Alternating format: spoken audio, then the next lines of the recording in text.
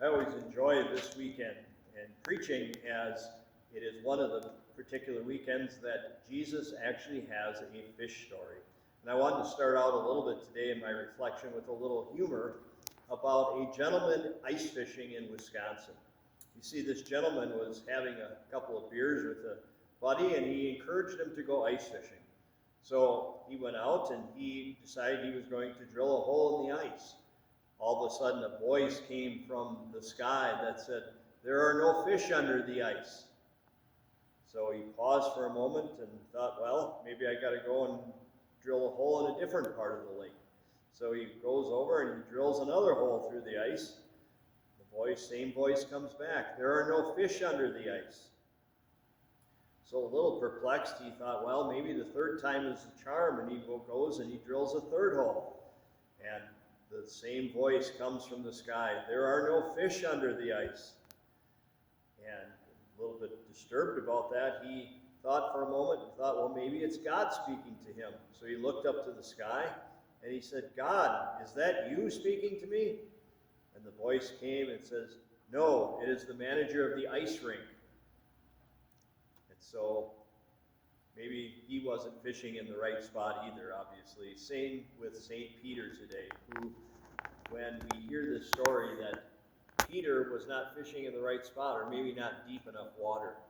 And particular weekend, when we hear about becoming fishers of men, has a deeper meaning for me as well. Throughout my diaconate formation, we were called to different levels and different rites throughout the formation. And one of the levels of acolyte, my wife Leanne wanted to get me something a little special as a gift to say congratulations on achieving that particular rite.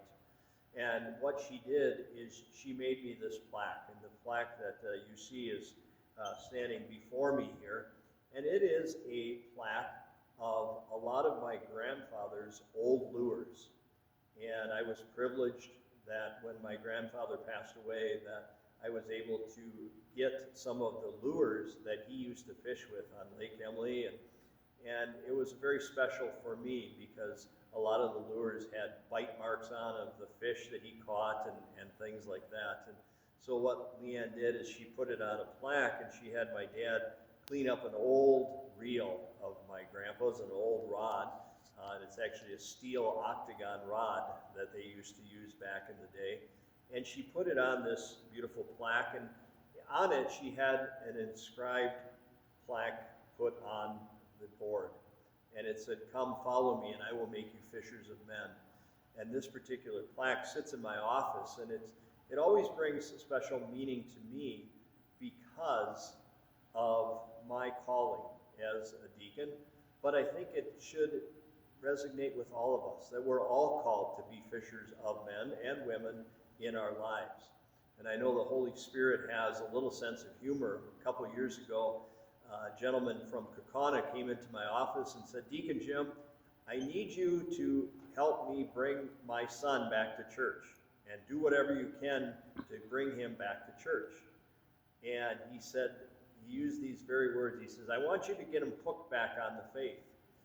And so I said, "Marv," I said, what would you like me to do?" And he said, "Why don't you take him fishing?" And so Marv said, "I have a little cabin up by Shawano, and I'd like to invite you and my son Joe up on a weekend so that you can go fishing with him and talk to him about the faith." And so we did, and we were out fishing for a few minutes, and Joe and I both decided that we were going to take our fly rods out. And I know Joe was just learning how to fly fish, and for those of you who know, when you have two fly fishermen on a boat, it's important to keep your rods going parallel so you don't hook one another.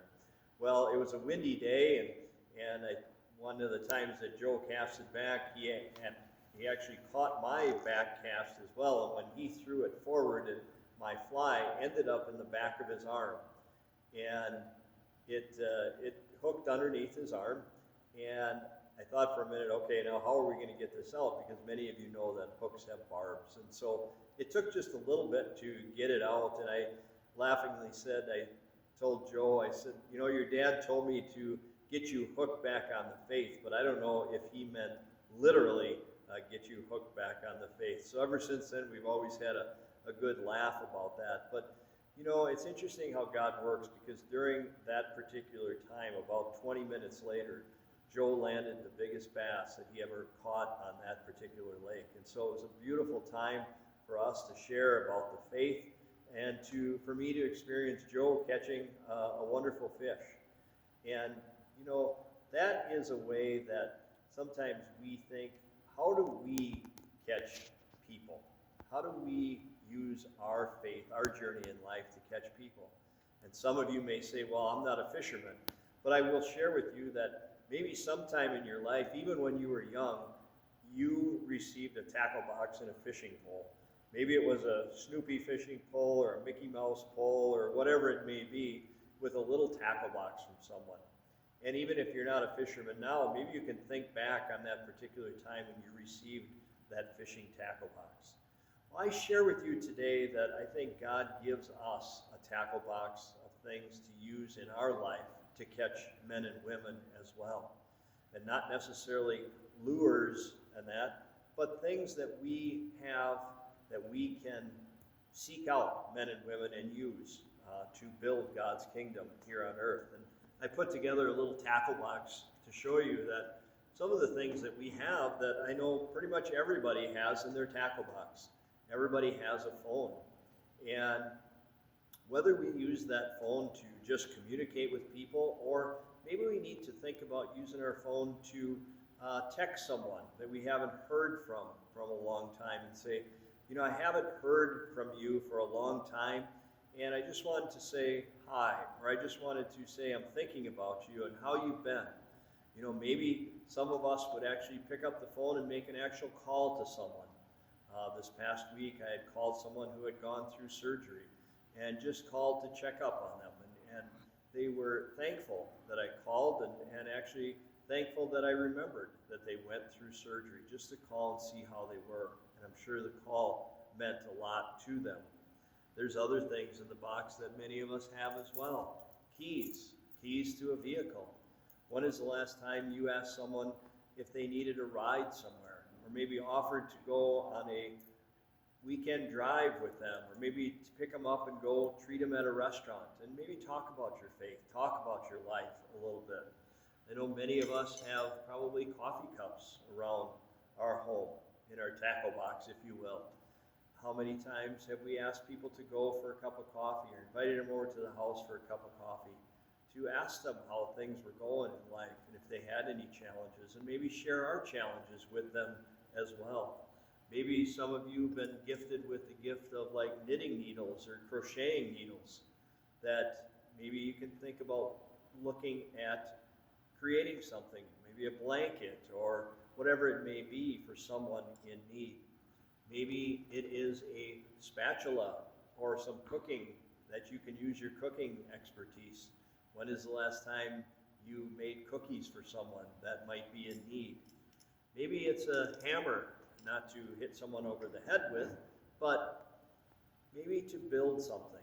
To build, if you've been given that gift of construction or carpentry, to help build something for someone. And maybe talk about your faith, and maybe think about intercessions of St. Joseph the carpenter in your work as well. Maybe it is a book that you would want to share with someone, a book that you have read that a passage made a difference to you in your life, or maybe a couple chapters, or whatever this book may have entitled you to be and to influence you in your life, that you can share it. A lot of people give books to Father Xavier and I and ask that we read because it made a difference in their life. And so what a beautiful gift that you can give with a book. Maybe it's wearing something with a Catholic or Christian symbol on it. I wear my Pro-Life Wisconsin hat a lot during the wintertime, and it's amazing on how many comments that I get in a very positive way. When I'm at a gas station or a fast food restaurant, and I'll be at the counter and they'll say, I really like your hat. And it gives me the opportunity to talk about their faith. As you can see, there's t-shirts that you can get with Catholic or Christian messages as well. This particular one we'll be giving out to our people, our gentlemen on the Fishing for the Lord retreat this year. a chance to wear something that can show people that they are faithful people and they want to reach out to others.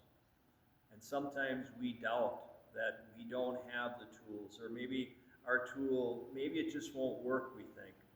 And in conclusion here, I wanted to share a story about a lady that we took out in a boat fishing.